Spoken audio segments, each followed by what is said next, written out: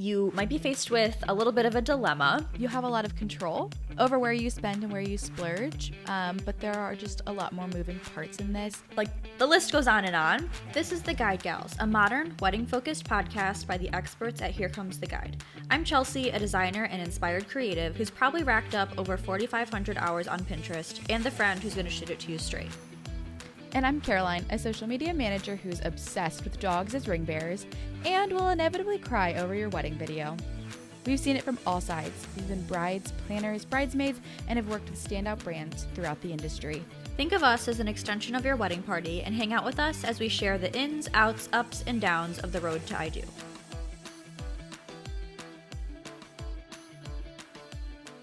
Hey everybody, welcome back to the podcast. Today we have some more fun, exciting things to talk about. I feel like I say that every week, but it's so true. And today's topic is things that you might forget to budget for when you're wedding planning. We know that we talk about budgeting a lot, but that's only because it's so important.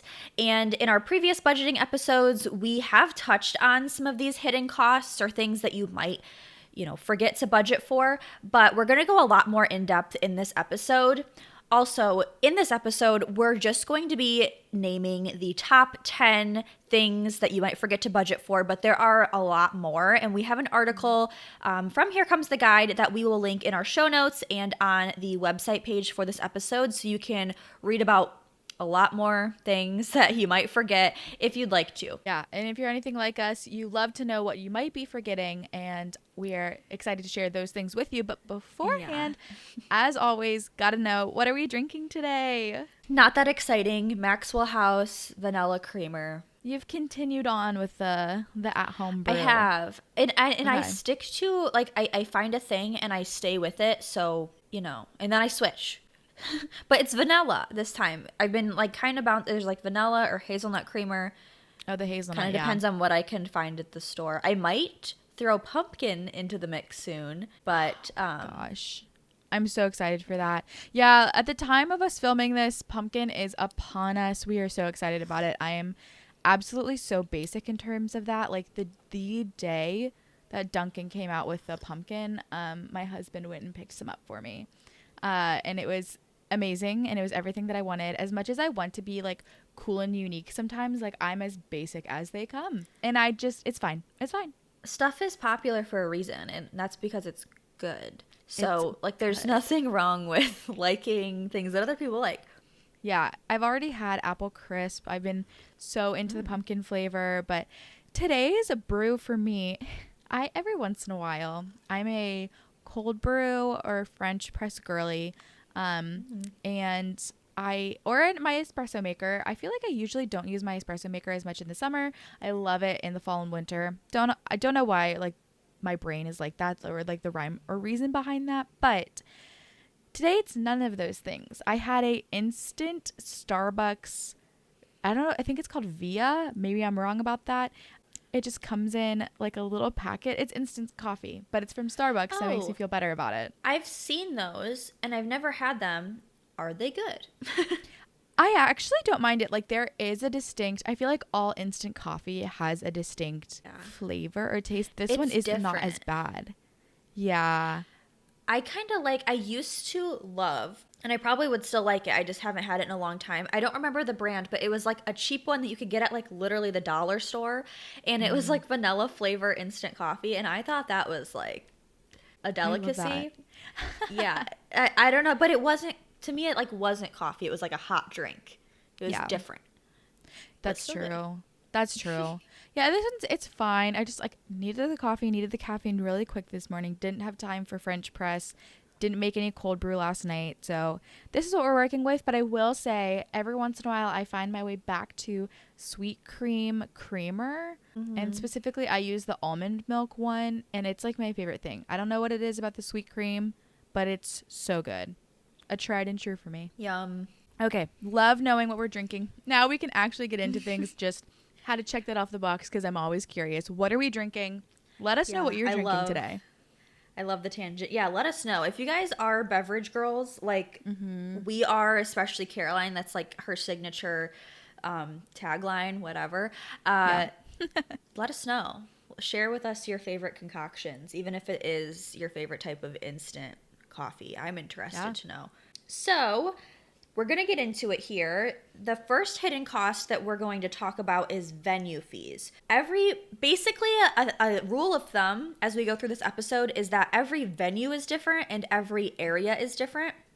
So, unfortunately, and fortunately, I guess, every venue is going to have their own makeup and their own way that they structure their pricing. So, you want to become super clear with what that is, and you want to become super wrapped around the idea that every venue that you're considering, you're going to have to do this kind of deep dive into their pricing.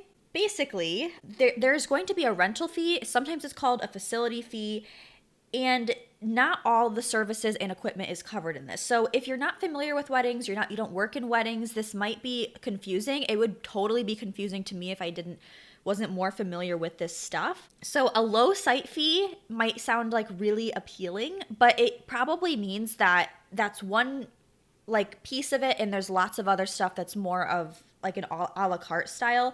A site fee will typically cover the rental of a space for a certain number of hours. It can vary once again from venue to venue. So there can be an additional per person fee, and you can even have to pay different fees for all of the extra add-ons. This could include tables, chairs, linens, dance floor, cake cutting, corkage, valet service, equipment, lighting, like the list goes on and on. You can end up paying for more than you expected, even for like setup, breakdown, security, cleanup. These extra fees obviously will really add up when everything is priced out separately like that. And going into it, this might be the way, or at least an easier way to kind of think of things, thinking that there are all of these small categories that you will have to pay for. Keeping in mind that some venues, if they do have more of an all-inclusive layout to their pricing, they might include these things, but make sure, once again, a rule of thumb, you want to be able to see that broken down pricing guide. A lot of venues will have a specific price guide. They might have like a physical version, a PDF. It might be listed on their website. One thing that you're going to want to know for sure, you're going to want to have that. You're going to want to have access to that. If you're looking at a venue, do not sign anything until you have access to that. Become clear with it. Make sure you look it over and ask questions. Definitely ask questions, because once again, every venue is different. You might have already toured a venue, become very familiar with it. It's likely that it's going to be totally different somewhere else. Yeah, yeah. I feel like really venues are where a lot of this comes in, because like you said, every venue is different, every area is different. So really good to get clear on those things ahead of time. I know we've talked about that before, but like it's helpful to think about these deeper dives into venue pricing. Because we also have talked about blank slate venues before, and that's kind of a big portion of what I want to talk about for hidden wedding cost number 2. So for venue rentals, aside from everything that Chelsea just said, there can be some venues that we call blank slate venues, meaning what you're renting is essentially just the 4 walls, the ceiling, and the floor. Like there's not much else that comes with it, which is one of those instances where like it's meant to be that maybe the rental cost is pretty low. But again, you have to think about what do you need outside of that? You may have to rent legitimately everything else. Because what's wonderful about these types of venues, our blank slate venues, are just like a blank canvas. You can really transform that space into so many different things. Like that can fit a lot of different styles and maybe a lot of different price points, or maybe you have a lot of people in your life who have already thrown events before, and so this is a great way for you to maybe use those things, cut down on costs, whatever it may be. But you do have to essentially build your event from the ground up, which is going to take more time, potentially more money, and some more effort. So you have a lot of control over where you spend and where you splurge, but there are just a lot more moving parts in this, and really a lot of hidden costs. Depending on the type of event that you want, you may need tables, chairs, heaters. You may need some kitchen equipment, maybe even portable restrooms, depending on where you are. And that could lead to a lot of extra expenses that you didn't include originally. So just really, at the end of the day, having a clear picture of what you want your dream wedding to look like, so you have a clear plan of how you need to move forward. And maybe, yes, a blank like slate wedding space is perfect for you. My venue that I had for my reception, or that I'd planned for my reception, was kind of similar to that. They had table and chairs. They had a lot of the equipment that we needed, but it wasn't specifically a wedding venue. So I like saved a lot of money that way. It's where I worked. And yeah, so they did have a lot of things. They had a kitchen area, they had tables, and they had chairs, but not ones that I wanted to use. They were fine. They would have worked and they would have been okay, but I wanted to rent specific, like, beautiful chairs. That was something that I felt like would transform that blank space into something a little bit more regal. So I had to budget for that, even though in my venue rental cost that I had budgeted for, I had to definitely think about that ahead of time, knowing that that would be an additional cost that I wasn't necessarily thinking about from the get-go. Yeah, those blank slate venues, a lot of times I think will be those places that aren't wedding venues, like not officially at least. Right. And I think that they end up being really cool. I know your wedding venue, you had a personal connection to. My cousin got married at a family farm, and so, which was so cool.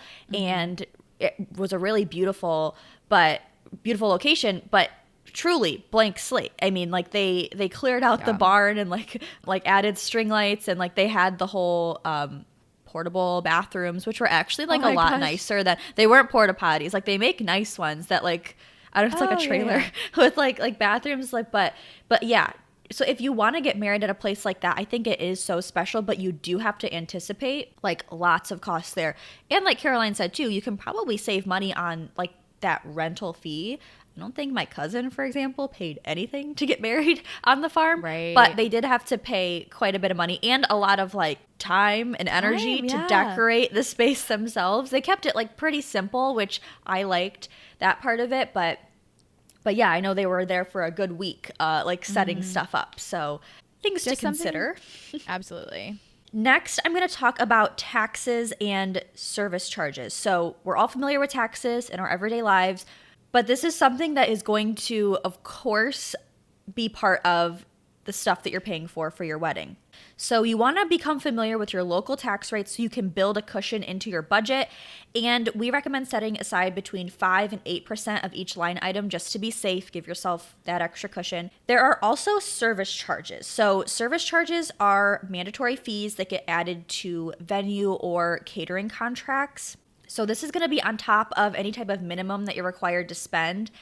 And this is applied to things like venue maintenance, service personnel, and administrative costs. So service fees are going to end up taking up a good chunk of your budget because they can range from anywhere between 15% to 25% of that total cost. So this is definitely going to be a sizable part of your overall bill. Keep this in mind. This might be like a surprise. Like I'm reading this and I'm like, or you're talking about this and I'm like, ooh man, like ouch, like that's a lot of money, or that's like a big percentage. So you want to just keep this in mind. Make sure that you have a cushion there because 25% is a lot. And also taxes do vary state by state. So make sure that all of this is built into your overall estimate. And especially like if you're doing some sort of destination wedding, if there are like different taxes in different places. I'm not an accountant. I mean, I don't even know if that's like the right way to say it. I'm not a tax girl. I don't know a lot of that stuff, but I do know enough that you want to just make sure that you wrap your head around these things, become familiar with them as you're planning. Yeah, it's a weird thing to think about that taxes and gratuities and things like that apply to wedding costs. It's just not something I think we think about a lot, which is also something that I want to talk about for the fourth hidden wedding cost, which is tips and gratuities. So that money on top of money that Chelsea has kind of already touched on too, that it's kind of hidden. You don't think about it going into it as much. And we know you're spending a lot of money on your wedding day, but tipping the people who make that day happen is always appreciated. Just know that tipping and gratuities aren't always, they're not necessary. Sometimes they are built into contracts though, so you might be able to see it there. Typically, I think a lot of those can be for your venues, your caterer. Sometimes even transportation contracts can come with that tip and gratuity already built in. So when it is included, you don't have to tip on top of that. But There are really a lot of people who deserve it. There are people who I have seen, photographers, florists, other, vendors really go above and beyond. And they notice. They notice when you tip them and send them sometimes a little note. I've been a florist for a couple of different weddings, and I remember the people who tipped me, and especially the ones who tipped me well, because they appreciated the way that I worked with them, and it really was a great encouragement, and just also super appreciated because a lot of time and effort goes into making the day special for you. There is an idea though for you don't have to tip the owner of the business. Kind of what this means is, if you're paying a venue or a business owner for their services, like that contract that they've built out for you kind of already includes the price that they deem as necessary for their services. But if they have employees or different people working underneath them, that isn't included in that contract, and tipping those people for their time is also very important.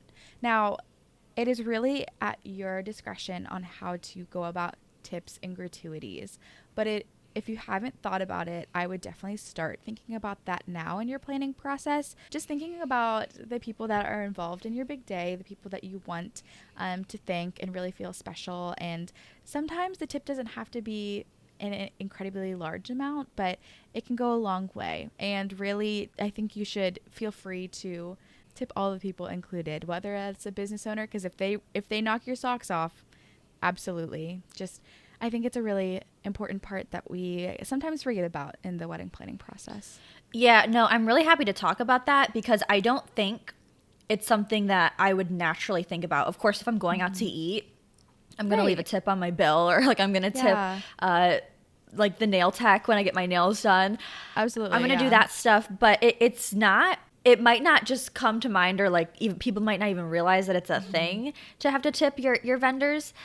So yeah, definitely up to you, but I'm glad that we talked about it because a lot of people will want to tip, but if they don't know that like that's a thing that people do, then they might not, just out of not knowing. So, and I've definitely tipped waiters or waitresses or my nail techs before for jobs that I was like, you didn't really go above and beyond, but like you did the job, and that was great. Thanks, I hate it. Huge tip. Huge.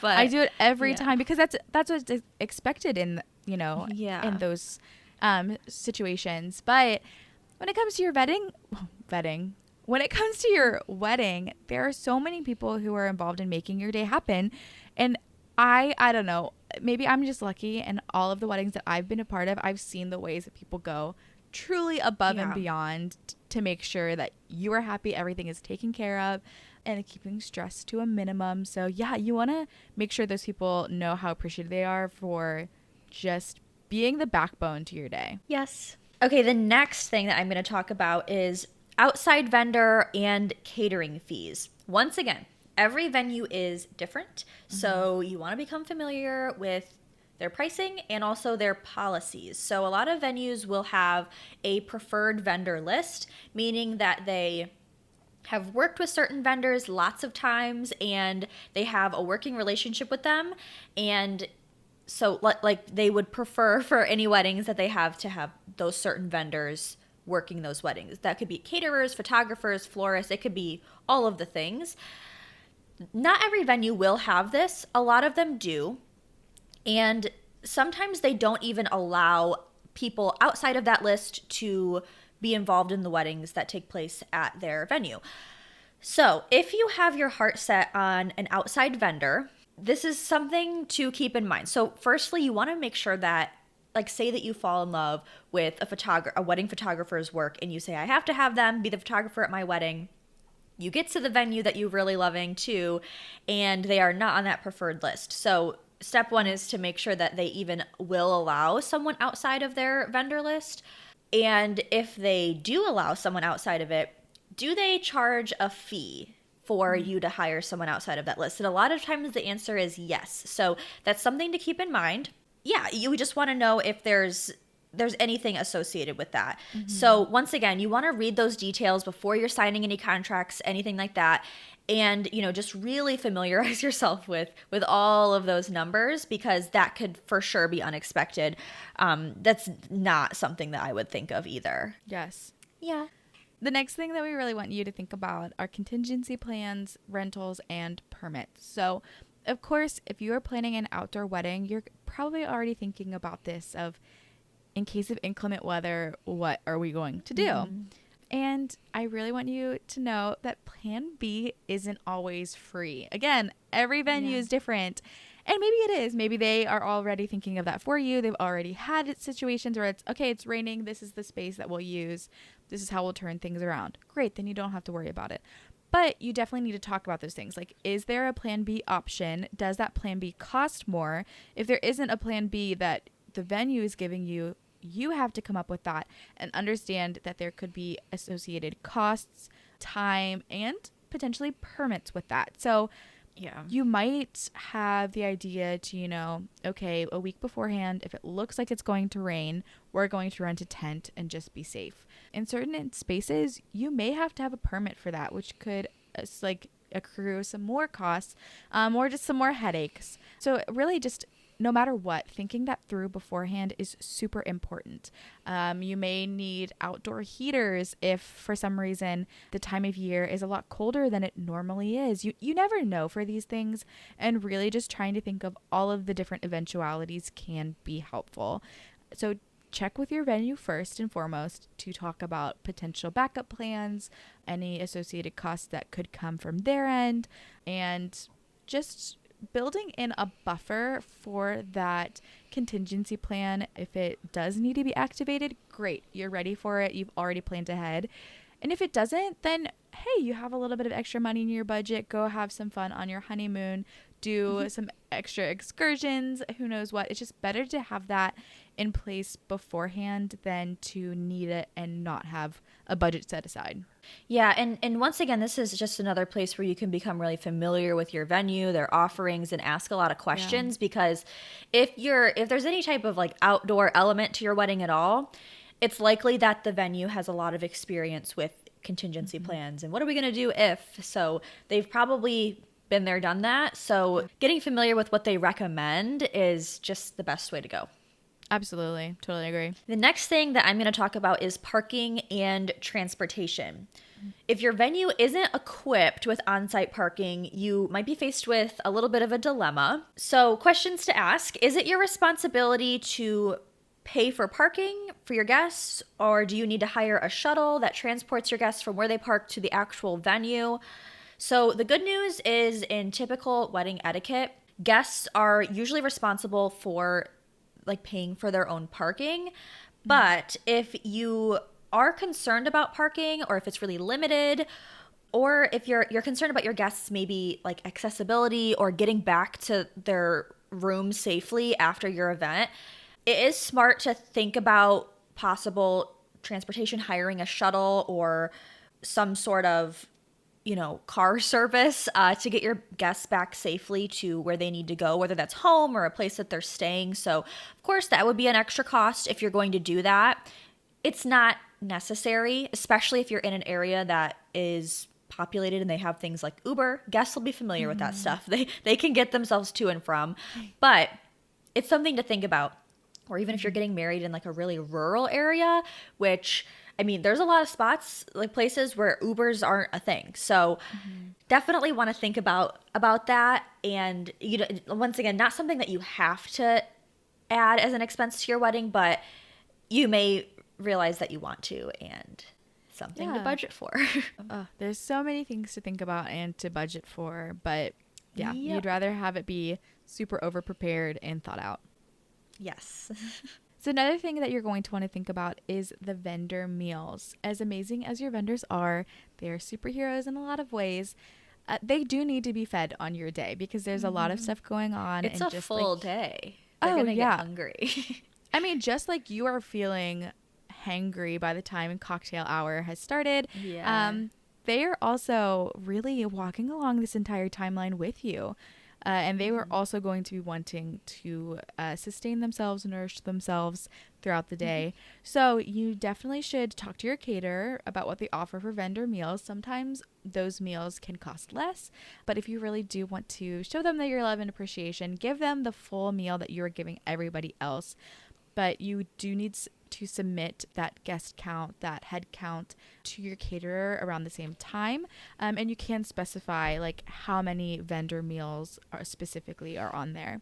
Talk to your vendor about this, talk to your caterer just to see what that looks like. But you do need to feed your photographer, any musicians, DJs, videographers, anybody who is there with you throughout the day. Another thing to think about with this is to check in with them about dietary requirements.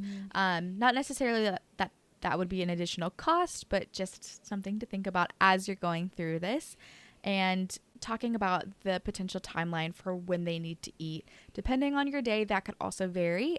If your videographer and photographers, just depending on what you're doing, if you're doing some of the like first dances first, if you're doing cake cutting later, just making sure that they do have ample time to eat. Think about that, budget for that, not only monetarily, but also in your timeline as well. And a lot of times experienced caterers will kind of box up these venue or vendor meals in to-go boxes kind of thing, so they can choose when they want to eat. The right time for the DJ to eat is probably going to be a different time than like when the photographer might want to eat. Yeah. So they usually will think this through. It's not something that you necessarily need to think through, and it's very unlikely that all your vendors are going to sit down at a table when everyone else is eating and eat at the same time and like be part of that party. Not that you don't want them to, but they're probably going to be busy with other things. So yeah, that's just something to keep in mind.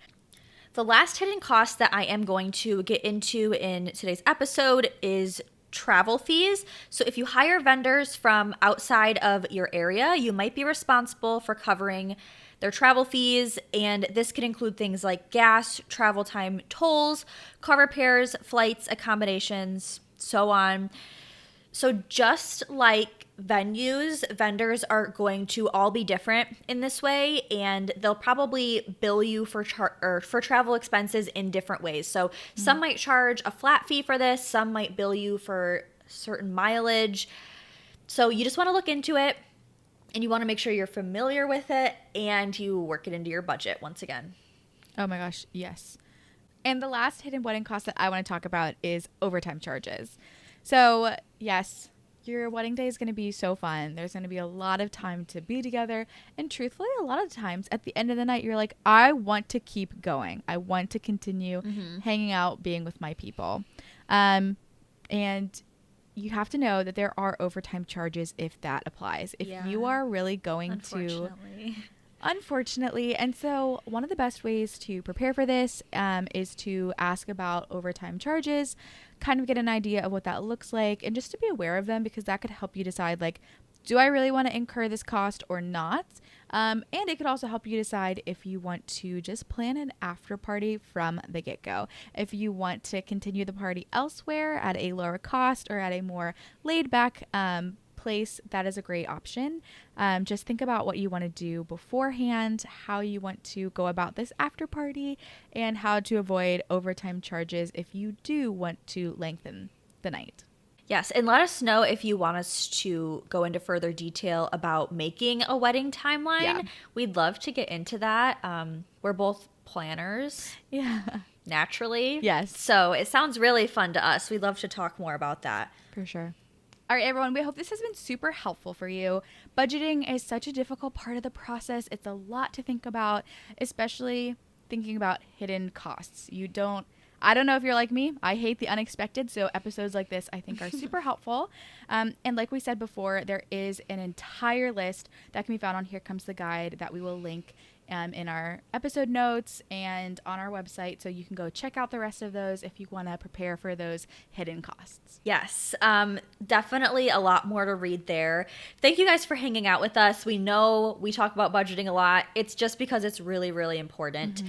So if you guys are budgeting your wedding, if you are filling out your budgeting worksheets, please share them with us. We'd love to see what you're working on. We'd love to answer any questions that you guys have. So you can reach out to us and share things with us on Instagram. We're there as at the Guide Gals Podcast. You can find us on our website, which is theguidegalspodcast.com, and there you can find our full episode library, lots of resources, lots of things to explore there.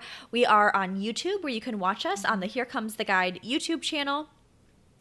And if you do have any questions as well, you can always reach out to us on our website. You can request episodes there. If you just want to chat, you can drop us a line there, theguygalspodcast.com/contact. You can find us there. And yeah, Yes. this was really fun. This was so fun. Definitely check us out on all those places that Chelsea just mentioned. This podcast is for you. Truthfully, at the end of the day, like everything that we do is to help you in this process. So until the next episode, all right, see you guys next time. Cheers. Cheers.